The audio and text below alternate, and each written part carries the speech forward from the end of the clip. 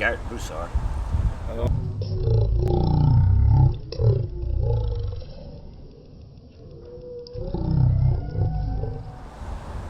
When I first came into horses, I was a little kid and I had a regular riding horse, and my grandfather took me to the bush track one Sunday, and right away I knew I wanted to be a jockey. But I didn't know how to ride in that kind of saddle. All I had was a western saddle. And I remember praying I sure wish I had a jockey saddle. I could teach myself how to ride. And one Christmas, underneath the Christmas tree was an exercise saddle, and that's how I started. Taught myself how to ride in that kind of saddle. That was that. First thing I saw about jockey was when I was a young boy. My cousin picked me up, and it was Debbie Burrell, Cecil Burrell's wife, who was my first cousin. And we went to Catahoula. I was probably 10 years old at the time. And Cecil's little brother, Calvin Boo Boo Burrell, everybody knows him. At the time, he was my age, we were maybe 9 or 10 years old. And he got his horse saddled up in a jockey saddle, and off he went. I was amazed. I had never rode a horse yet at that time. And I remember that. 10 years old. Yeah. And not long after that, like a week or so after that, we had the bush track, and Calvin Burrell was sitting down on a tree trunk, and he was taping. I'm sitting right next to him, just watching him. I was amazed at what he was doing. He was taping lead pieces to his legs under his boots. That way he'll be heavy enough to ride that day. And I remember riders like Tracy Hebert was there. Shane Sellers, I remember that same day Shane Sellers was there, and he rode races with no tennis, just his plain socks. The great Shane Sellers, and that's where we started, you know. A few years go by, and I remember when I was a senior in high school, Shane Sellers and I actually went to the same high school together, Como High in Lafayette. And our PE class was first hour, and our coach and teacher used to love to bet on the horses. So he would let us, when we had to, not every day, but when we had to go get on horses in the mornings, he would let us where we could skip first hour. And I remember we drove to Evangeline one morning, worked horses, and on the way back, on the way to school, he needed some gas in his car, but the way he parked was, he had to park away where, because his reverse didn't work on his car. So that was cool. Just years ago, he and I talked about that, and we could laugh about that. There's many stories that how things used to be. And did your high school teacher want to get tips from you about the horses? Yeah, I guess anybody who bets horses, but what can we tell them, you know? Kids at the time, 16-year-old bug boys.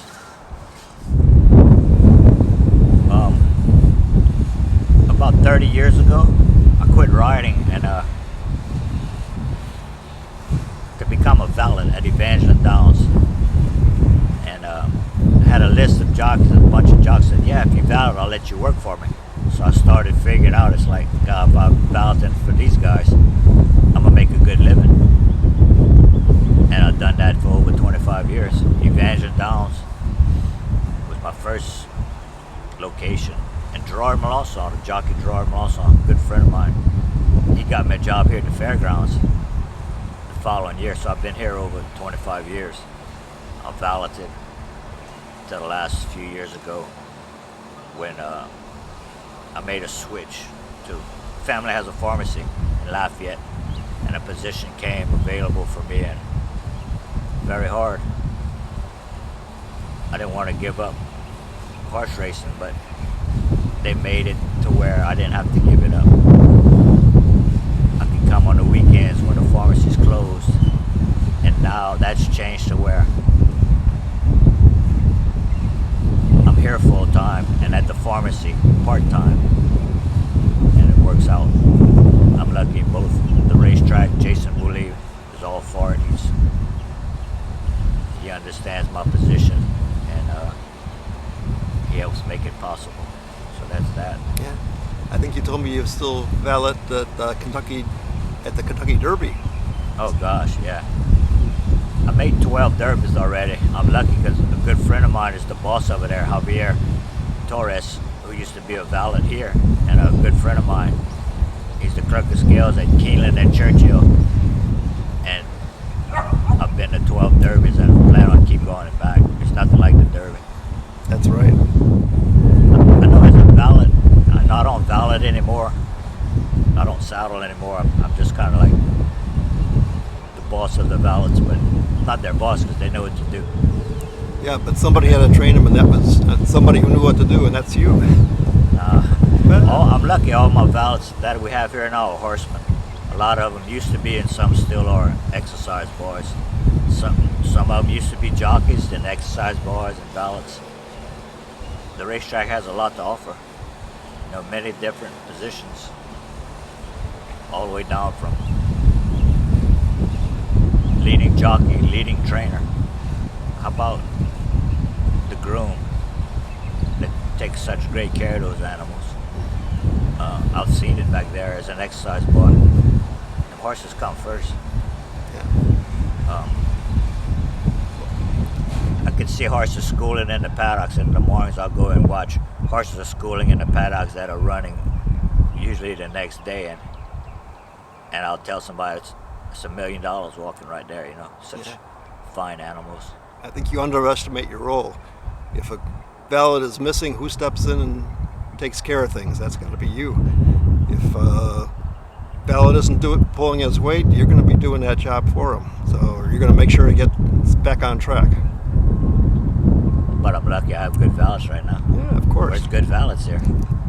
They do their job, and it's simple as that. Well, I know it's right over 30 years ago because of a certain thing in my life. I started making whips for jockeys at Evangeline, and when Kent Desarmo was a young boy riding in Maryland, them days, and the great Edgar Prado, I remember one day my phone rings, and it's Edgar Prado asking if I would make him a whip just like I made Kent's.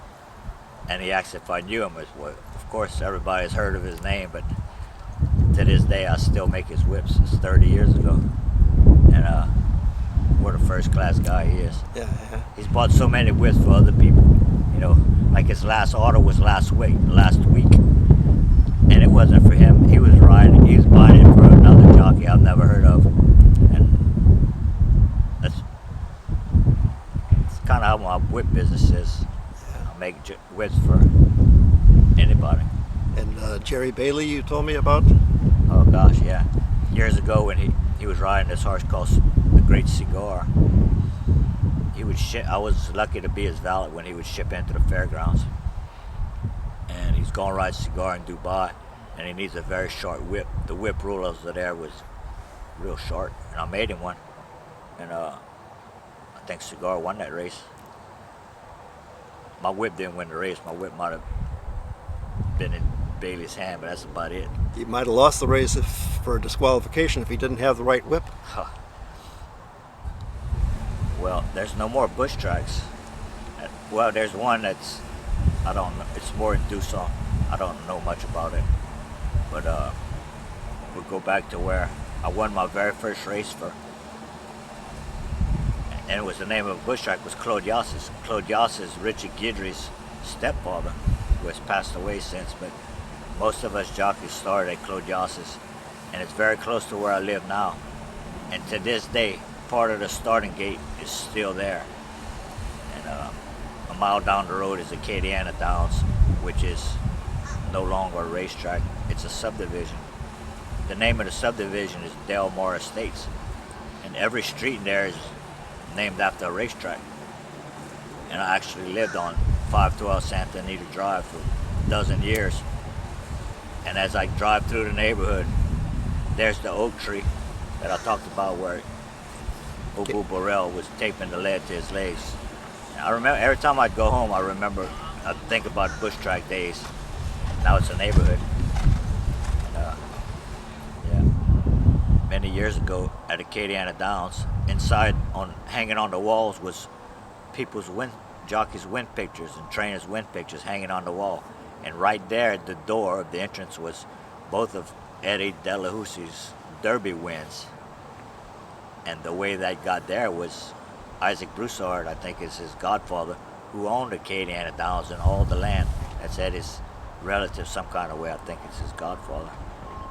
And at this time we think, man, how awesome that would be. Eddie's like the most famous thing already. And none of us are going to be like him. And he's so rich and famous and can't imagine type thing. But years go by and I meet him. And he's such a humble, great guy. He's a friend of mine. I can call him a friend. I can go to his house. I could ride my bike to where he lives now. And such a great guy. Just last week I was in Sam's and there was Miss Juanita right there, so we stopped and talked about life and everything's good. Eddie D. Very happy for Eddie to be great. retired. Great guy. When I started riding, Randy's like Eddie Delahoussie. He's one of the famous Cajun boys that we all look up to. And man, how nice that is, but none of us are gonna do that good. None of us are gonna be that. And another great humble guy Randy was. Like Eddie is. Randy, the last time I talked to him, he lived right by our pharmacy. And he told me how, thank God that he was getting that medicine to help him, because he never hurt so much in his life. The cancer that he had, I can't imagine. The cancer he had hurt more than all the breaks he's had in horse racing. Broken bones, and when he got caught fire in a hot box at Oaklawn, and that cancer hurt him more than that. Unbelievable. So I know